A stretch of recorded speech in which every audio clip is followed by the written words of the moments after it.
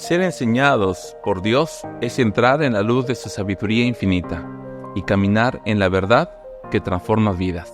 Bienvenidos a repaso de la lección de Escuela Sabática. Hoy, la lección 8, Instruyendo a los discípulos, parte 2.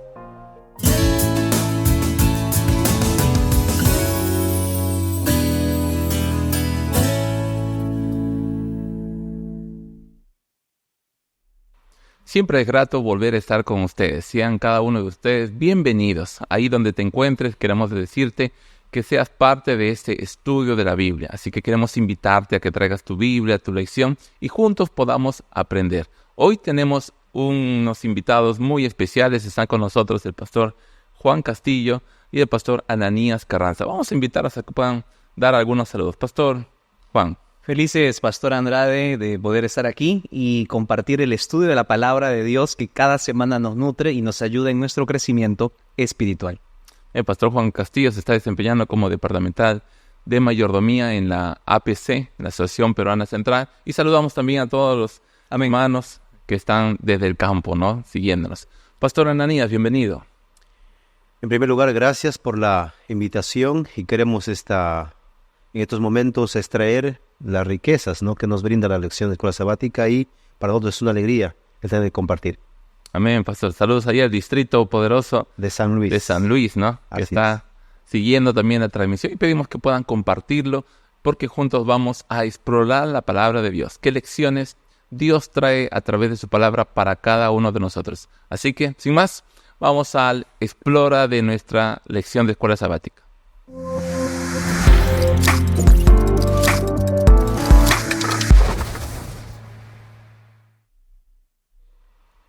Muy bien, para abrir la palabra de Dios siempre pedimos que Dios pueda dirigir, Pastor Ananías.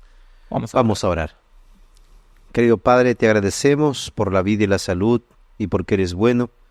Queremos pedirte, Señor, que nos acompañes en estos momentos al tener que abrir tu palabra, que podamos, Señor, extraer la riqueza, podamos traer los principios, los elementos y las enseñanzas que nos sirvan para ayudar a otros, pero a la vez también a que nosotros mismos seamos ayudados en la parte práctica. Dios mío, dirígenos siempre en nuestra vida, en cada momento. Por amor a Jesús. Amén. Pastor, les comento, hace unos días estuvimos celebrando un aniversario más de casados con mi esposita, 9 años de casados, ¿no? 9 años. Y cuando uno piensa en el matrimonio, ¿no?, y uno ve algunos que están casados, están felizmente casados, otros felizmente cansados, pero ¿qué es el matrimonio, no? Algunos dicen que, ¿no?, los solteros quieren entrar al matrimonio y los que están en el matrimonio quieren salir. Pastor, hoy en día el matrimonio, el divorcio es un tema social, pero también es un tema bíblico.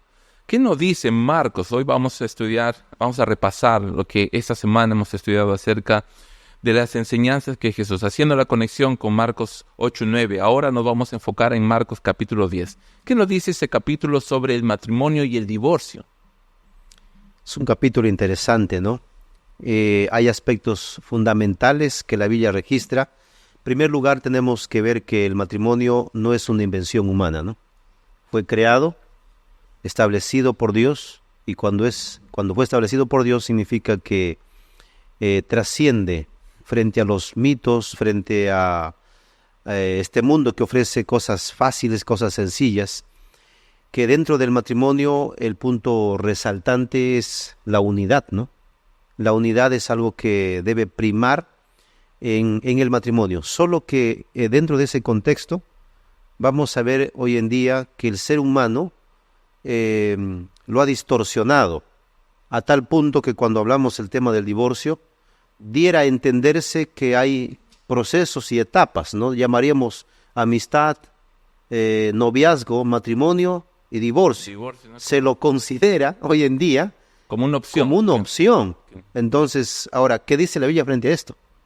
Excelente. ¿Cuáles son los argumentos, no? Ahora, recordemos que esa pregunta, ¿no?, y el contexto viene de un grupo que quería tentar a Jesús, que quería hacer caer, que quería de alguna manera ver que había una encrucijada entre los principios bíblicos, la tradición. Entonces, Juan, ¿tú cómo podemos entender esto, no? Tenemos que entender el contexto, ¿no? Porque recordemos de que Juan el Bautista había sido decapitado por acusar a Herodes de cometer adulterio. Herodes había tomado la mujer de su hermano y ahora los fariseos querían probar a Jesús para que a él le pueda suceder lo mismo. Vivimos en un tiempo en donde el divorcio es parte, como dice el pastor Ananías, de las etapas o del ciclo de las vivencias que una pareja puede tener, momentos felices y después momentos tristes. Sin embargo, la palabra de Dios dice en Marcos capítulo 10, en el versículo 7 y también en el versículo 9, porque dejará el hombre a su padre y a su madre y se unirá a su mujer y serán una sola carne. Y el 9 dice, por tanto lo que Dios juntó, que no lo separe el hombre. El deseo de Dios es que las familias puedan estar unidas, ¿no? Y la Biblia presenta que la única razón de divorcio es poder romper los votos matrimoniales. Entonces Jesús está haciendo una referencia directa a Génesis capítulo 1, 27 y 2, 24, donde están los principios del matrimonio que fueron instituidos en el Edén, un origen perfecto para la bendición de la sociedad, del mundo entero. Pero entonces aquí ellos están haciendo vamos a llamar así, una conexión con Moisés, que era considerado una autoridad, y están citando de alguna manera cómo se permitió. Podemos tal vez ver en Deuteronomio capítulo 24, verso 1, donde dice, cuando alguno tomare mujer y se casare con ella, si no le agradare por haber hallado en ella alguna cosa indecente, le escribirá carta de divorcio. Entonces, pastores, aquí tal vez alguien puede entender, bueno, aquí Moisés está autorizando, bueno, si no me agrada, bien, puedo buscar otra opción. O, ¿qué significa realmente este texto? ¿Qué estaba queriendo decir? Mismo Jesús habla que fue dado por la dureza del corazón. Pastor Ananías. Así es. El Moisés, podemos nosotros hacerlo hablar lo que él no dijo, ¿no? Pero está muerto y ya. Y no puede defenderse, ¿no? Pero ahí mismo, el mismo texto da la respuesta, ¿no? Dice, cuando alguien toma una mujer y se casa con ella, si no le agrada, ahí no hay una coma, no hay un punto, entonces no significa que hay que detenerse. O sea, el énfasis no está ahí. No está ahí, ¿no? Si no le agrada, dice, por haber hallado en ella alguna cosa indecente. Entonces tenemos que leerlo en la frase completa. Si no le agrada, por haber hallado en ella alguna cosa indecente. Entonces, cuando nosotros damos una pequeña miradita al idioma original, ahí nos menciona, la traducción, diríamos, más correcta no es si no le agrada, sino acá dice si no le encuentra algo indecente.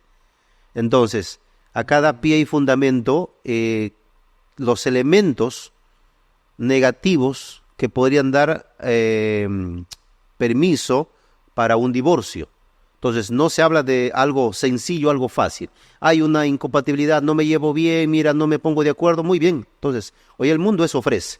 Pero la Biblia acá no resalta, sino acá está haciendo un énfasis que si hay algo, que encontré algo indecente, que compromete a mi matrimonio, entonces eso sí es un causante, no por cualquier cosa. Entonces, antes hacíamos un momento un contraste con lo que el mundo nos presenta de amistad, noviazgo, matrimonio y divorcio. Eso es común. Entonces yo quiero acá hacer un énfasis que Dios instituye, establece el matrimonio para que haya unidad. Y recordemos que el matrimonio forma la sociedad. Si nosotros no consideramos o no damos un buen fundamento, un buen soporte al matrimonio, nuestra sociedad va a estar desequilibrada. Entonces Jesús dejó claro que lo que había autorizado Moisés no era en contra del matrimonio, sino todo lo contrario, a favor de la pureza del matrimonio. Recordamos que los discípulos ahora tenían que llevar el matrimonio en una sociedad donde cada vez el divorcio era algo común, aún en ese tiempo, ¿no? Y ahora mucho más, ¿no? Entonces tenemos que volver siempre al principio, ¿no? Muy bien, entonces había dos escuelas, ¿no? Justamente la interpretación de Deuteronomio 24:1, había la interpretación de Hillel, quien era enfocado más a la frase si no le agrada, ¿no? Y la de Shammai, que era más conservador y decía, ¿no?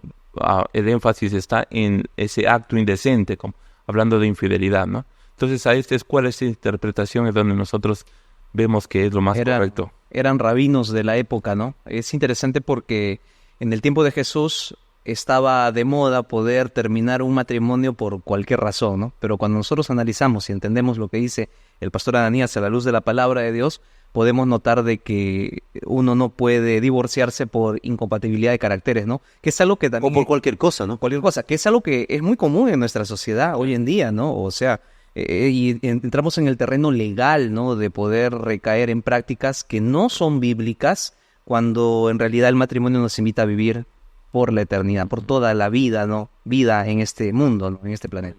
Así es, y a eso quiso llegar Jesús, ¿no? Porque en la lección de esta semana enfatiza quién lo creó, quién lo estableció. Entonces significa que quien lo hizo es santo y el matrimonio es santo, es puro. Entonces se espera que no haya contratiempos o cosas que impida y pueda desarrollarse un buen matrimonio. O sea, debe ser esa búsqueda. Amén. Entonces, frente a la dureza del ser humano, es que ahí Jesús hace mención a Moisés, que Moisés establece porque fue el ser humano el problema. Y hoy en día también es común, entonces trasladando a nuestro tiempo, nosotros tenemos que sopesarnos, o sea, hacer qué cosas estoy haciendo para mantener esa unidad, aquello que el Señor ha establecido, aquello el Señor que ha organizado para una sociedad y para que pueda el ser humano estar feliz, ¿no? Muy bien. Entonces, y curiosamente la importancia del matrimonio que tiene que ser ver la base de la sociedad. Curiosamente también ese capítulo nos hablan de los niños, ¿no? Ese requisito, si no fuéramos como niños, ¿no? Es interesante lo que dice el verso 14 y 15. Dejad a los niños, venid a mí y no se lo impidáis, porque es de ellos, de tales, el reino de los cielos. De cierto digo que el que no reciba el reino de Dios como un niño, no entrará en él. Entonces en esta primera parte del capítulo 10 podemos ver la importancia del matrimonio, la importancia de los niños. Es decir, Jesús estaba hablando en su ministerio, enseñándole a los discípulos la importancia del hogar. Y hoy también entendemos, tal vez Pastor Ananías, Pastor Juan, podemos ver que en la sociedad hay un contraste, ¿no? ¿Me dedico a mi trabajo o me dedico a mi familia? ¿Tengo tiempo para jugar con mis hijos o estoy tan ocupado en mis quehaceres, aun que sean buenos, o incluso de la iglesia, en el trabajo misionero y mi familia? ¿Qué lugar ocupan, no? Es interesante, Pastor. Me llama la atención la palabra dejar, ¿no? Dejar a los niños venir a mí. O sea, diera a entender que nosotros, como adultos, somos quizás la piedra de tropiezo para que ellos también acepten, ¿no? Las enseñanzas de Dios, acepten los principios. Entonces, es interesante ese elemento ahí, ese verbo, dejará, o dejar, que ellos vengan, ¿no? No ser impedimento. No ser impedimento, ¿no? Jesús también estaba ilustrando de que el que no es como un niño no está listo para el reino de los cielos. Entonces, creo que al analizar el comportamiento de un niño, ¿no? El niño, por ejemplo, cuando recibe un regalo, ¿no? No pregunta si lo recibe porque hizo una buena acción o mala acción, simplemente lo recibe con alegría, con gozo, ¿no? Y ese reino Dios también nos lo da y nosotros tenemos que aprovecharlo, ¿no? La oportunidad de recibir ese regalo maravilloso y con la misma alegría que lo recibe un niño. Amén.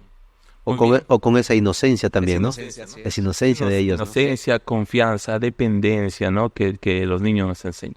Vamos ahora a pasar a la siguiente parte. Encontramos también en Marcos capítulo 10 la escena del joven rico, del verso 17 al verso 31. ¿Qué nos enseña eso? ¿Qué quiso decir? ¿Quién era este personaje? ¿Era alguien que estaba haciendo lo correcto, incorrecto?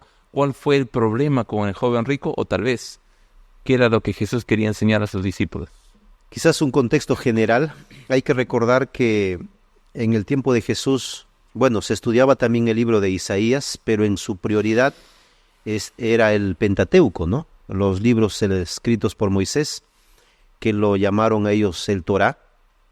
Dentro de ello están los 10 mandamientos, pero a la vez también del resto de leyes, preceptos que se registran entre Génesis hasta Deuteronomios. Ellos habían elaborado y lo habían estructurado en 613 preceptos, ¿no?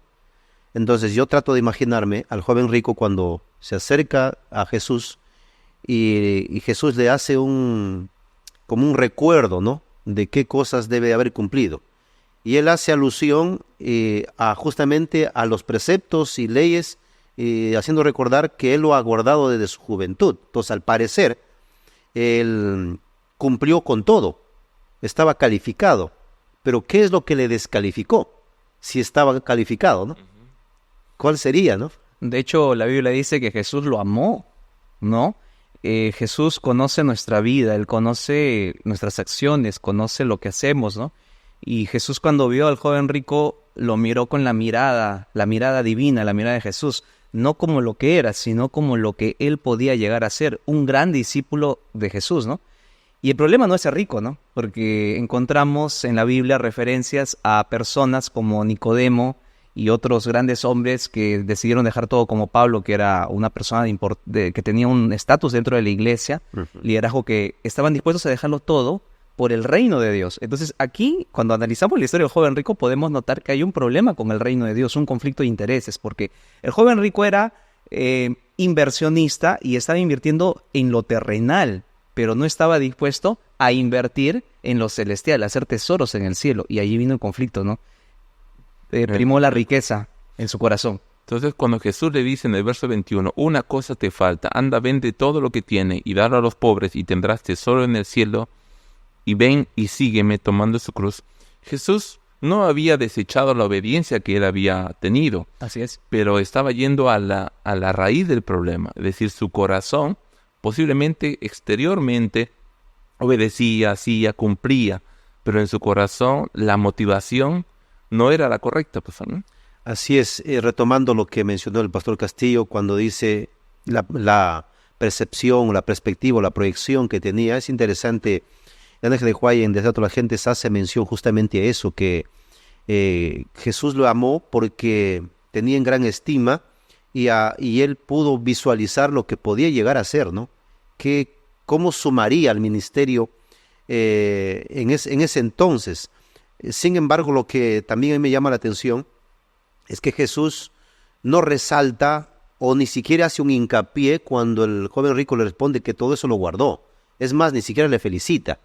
Entonces, eso da pie para varias cosas, ¿no?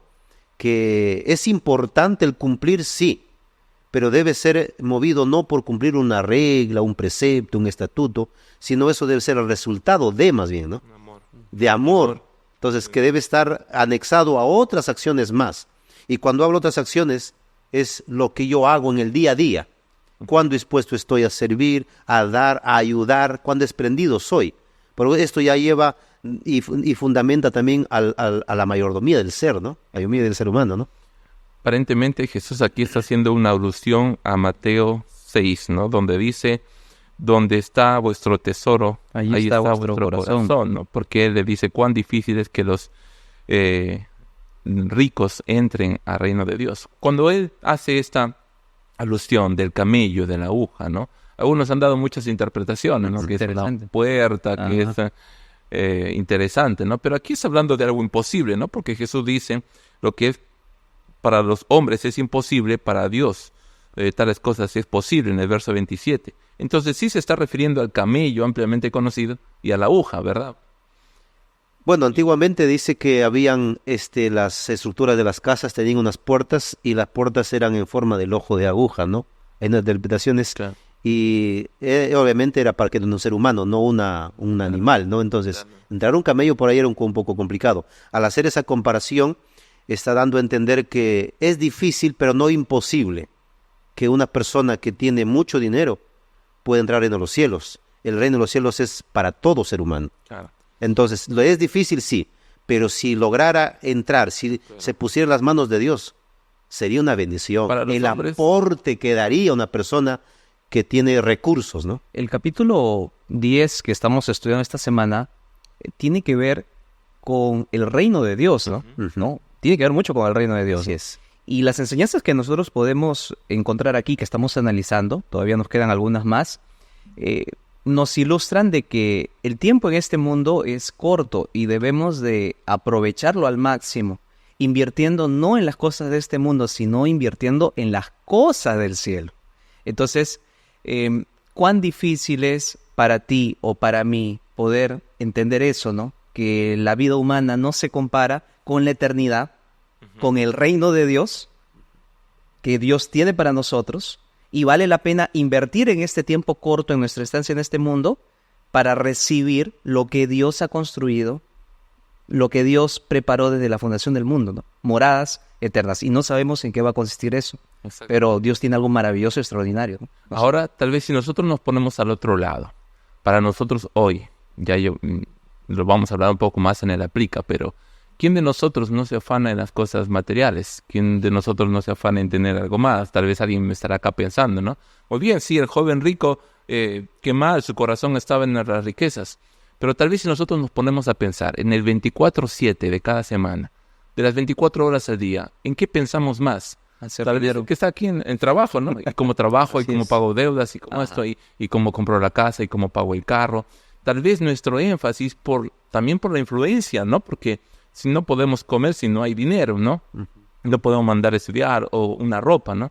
Tal vez la influencia es tan grande que Jesús quería que los discípulos y también nosotros, a pesar de todo, nuestra mirada siempre esté en la vida eterna. Podamos reino de los contrastar. Por eso es bueno de vez en cuando decir muy bien en qué estoy gastando mis fuerzas, Ajá. cuáles son mis prioridades, ¿no? El dinero es un recurso que Dios nos da para usarlo en favor del reino de Dios. Y ese es el principio. Dios nos da para usarlo en favor del reino de Dios.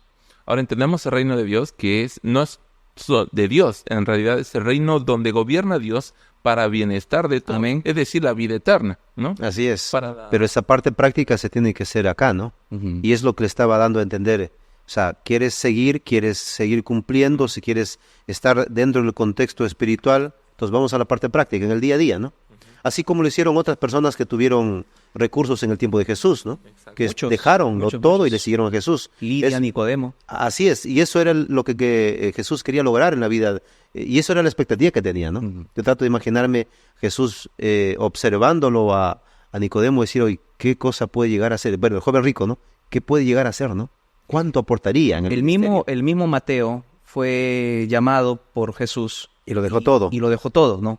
A diferencia del joven rico que no quiso dejar. Podría interpretarse ahora entonces que para seguir a Cristo hay que dejarlo todo. No es eso lo que se está diciendo, La ¿no? disposición. Es la disposición. Es al mismo tiempo lo que el Señor te ha dado, que tú lo pongas al servicio de Dios. Amén. Así como es tus dones, tus talentos, también tus recursos. No está diciendo, ay, abandona, deja todo, Sí. déjalo a la familia en crisis, en situaciones complicadas. Eso no es el principio. Claro. Sino con eso que tienes, que el Señor te ha dado, ve al Señor, utilízalo. Ahora, si tuviéramos que hacer una analogía con algo práctico que sucede todos los días. Si alguien viene a robarnos, ¿no? Pastor Anés, si alguien viene y por ahí dice, no, dame tu celular con una pistola, ¿no? Y te apunta a la cabeza, ¿no? Si nosotros nos ponemos a pensar, ¿qué vale más, el celular o la vida? La vida. La vida. La vida. Pero hay algunos que pueden decir, no, mi celular vale más. Y arriesgan su vida y algunos han perdido la vida. Entonces, cuando uno se pone a pensar, ¿no? ¿El celular o la vida? Bueno, la vida vale más. Y si pudiéramos hacer esa comparación, ¿qué vale más, la vida aquí o la vida en el cielo? ¿La vida eterna o 80 años que pueda vivir aquí? Una eternidad por 80 años, ¿no? Qué contraste, ¿no? Bueno, Entonces, eso es lo que querían, ¿no? Tenemos que entender que nuestra mirada debe estar, por ahí escuché, ¿no? La vida, ¿qué es más importante? ¿La vida en el cielo o en la tierra? Lógico que es la vida en el cielo, pero también la vida en la tierra, porque la vida en la tierra determinará si estaré en si estaría en el cielo allá, ¿no? Es interesante esa unión, ¿no? Bien, Así pastor, es. vamos a ir a la siguiente parte. Marcos capítulo 10, desde el verso 32, Jesús anuncia su muerte. Y en el verso 35 hay una petición muy especial de Santiago y Juan. Y para terminar con la curación del ciego. ¿Qué nos enseñan esto acerca de la verdadera grandeza del servicio? Lo que Jesús estaba enseñando. De aquí viene también el versículo de memoria, ¿no? Que Jesús vino para servir y no para dar su vida. Perdón. Para servir y dar su vida al rescate de muchos, dice el verso 45. Recordemos de que muchos de los discípulos tenían una idea equivocada del papel de Jesús, a pesar que Jesús había dicho, mi reino no es de este mundo. Y esta semana hemos podido analizar el episodio de Jacobo y Juan, que le dicen a Jesús, Señor, permítenos reinar contigo, permítenos que nosotros, uno pueda estar a la derecha y el otro a la izquierda. Verso 37. Y hay algo que no entendemos, ¿no? O que no queremos comprender. Eso está en el versículo 37, ¿no? Concédeme que en tu gloria nos sentemos el uno a la derecha y el otro a tu izquierda, ¿no? Mientras más poder tengamos, o el poder que Dios nos da, es para beneficiar a los más pequeños. Jesús dijo de que aquel que no haga algo bueno con uno de estos más pequeños, no me lo está haciendo a mí. Entonces, que el Señor nos ayude a comprender de que el poder es para beneficiar a los más pequeños, para beneficiar el reino de Dios y no para abusar de las personas que están en nuestro entorno, las cuales nosotros debemos de ser una bendición. Ahora Jesús, lo que él dijo, no estaba desconectado con lo que él hacía, ¿no? Así es. Porque Jesús cuando él dijo, no, quien quiera ser primero, debe ser último, yo he venido para servir, él lo demostró en el lavamiento de los pies, en Juan capítulo 13, ¿no? Cuando él se inclinó y es... Ahora, pues, ¿qué realmente está? ¿Cuál es el desafío para nosotros? Realmente es sencillo ser humildes como Jesús, entender que la grandeza no está en recibir, sino en dar, en ser servidores antes que ser servidos. Yo creo que la venida de Jesús al nacer es el mejor ejemplo, la parte práctica de ser un siervo, ¿no? Hay una frase popular que hoy en día seguramente lo han escuchado, que dice: la persona que no vive para servir, no sirve para vivir, ¿no?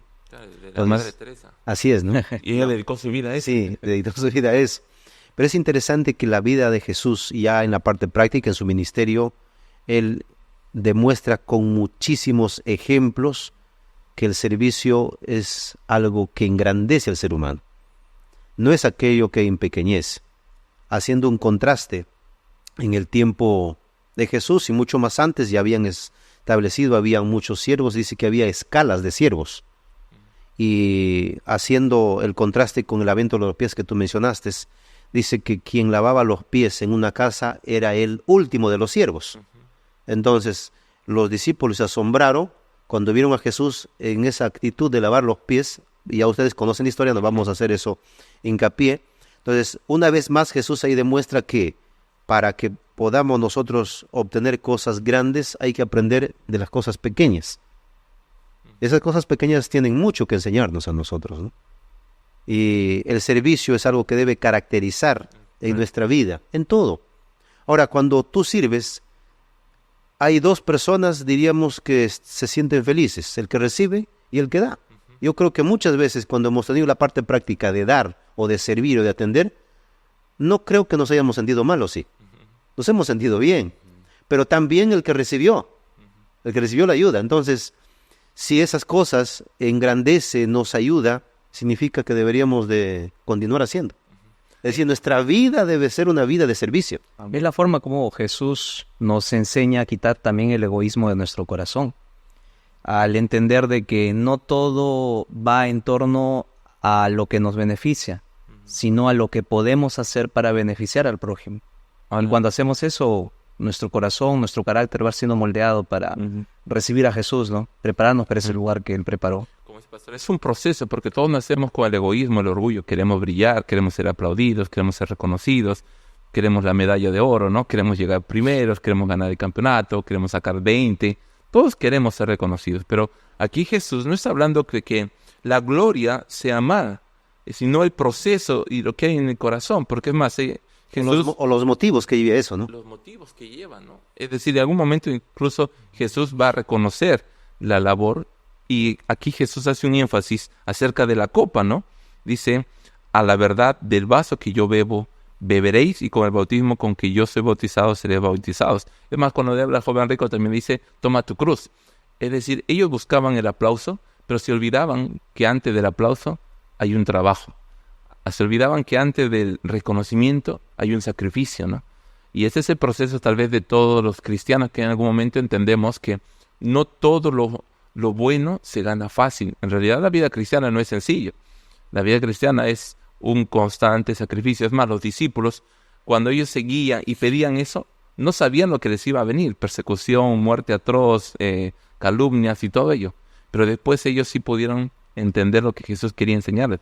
Los que se humillen serán enaltecidos, ¿no? Exacto. Y cuando analizamos la tradición de la iglesia, ¿no? Se menciona que muchos de estos discípulos tuvieron muertes muy dolorosas, ¿no? Como la de Jesús, ¿no? Ellos estuvieron dispuestos a morir porque entendieron eso, ¿no? Que valía la pena entregar la vida como lo hizo Jesús, ¿no? Claro. Y cuando nosotros entendemos eso, estamos listos para el reino de Dios. Yo creo que el texto que se mencionó de antes, de tome su cruz y sígame, eso es lo que implica.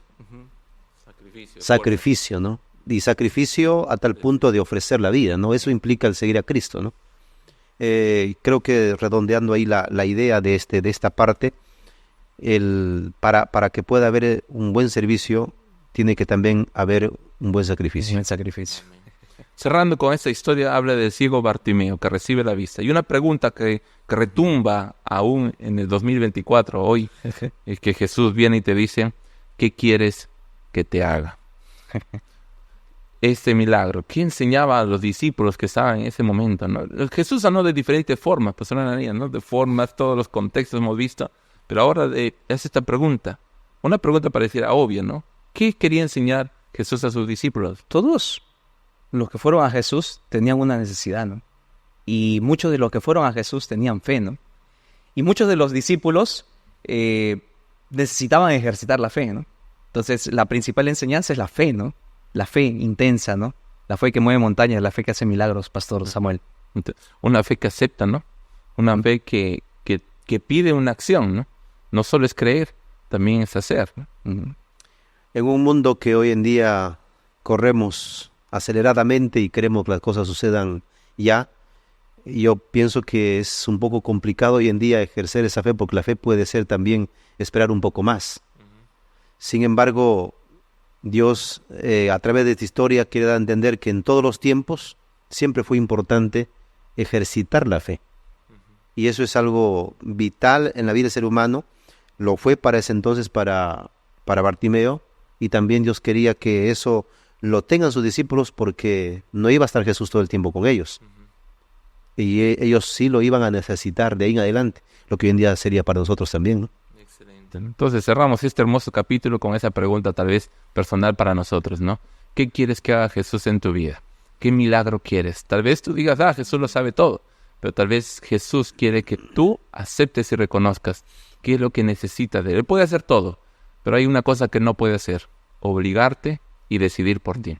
Así que después de ese emocionante estudio, vamos a ir ahora a la parte de aplica.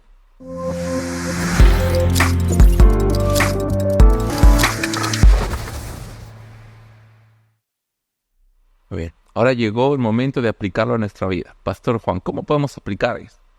Yo creo que el reino de Dios, el lugar que Dios ha preparado para nosotros, es el objetivo de la vida cristiana. Y debemos de estar dispuestos a dejarlo todo.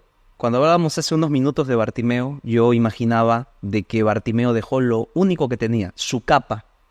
Ve, te llama, Él te está llamando.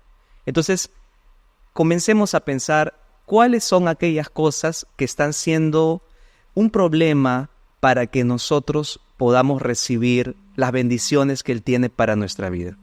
Tú sabes en tu corazón qué es lo que tú tienes que dejar.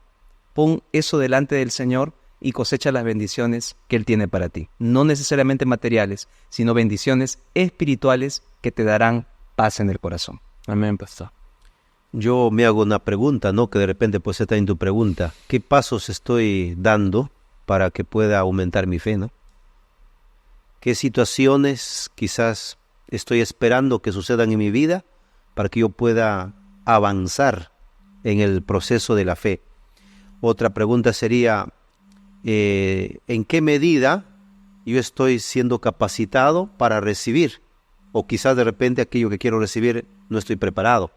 Entonces, es el momento para poder ejercitar, acercarnos a Dios, porque Dios tiene cuantas cosas, pero muchas veces nosotros somos los que vamos impidiendo para que no se cumpla aquello que el Señor tiene para nosotros, ¿no? Amén, pastor Ananías. Muy bien, después de estas aplicaciones, tú también puedes tener una lista, escribir ahí en tu lección, en un cuaderno, cómo podrías aplicar todo lo que hemos aprendido. Hemos hablado de la familia, de la riqueza, del llamado de Dios, del servicio. Así que te invitamos a que tú puedas poner en práctica el aplica. Ahora vamos a la última parte, que es el crea.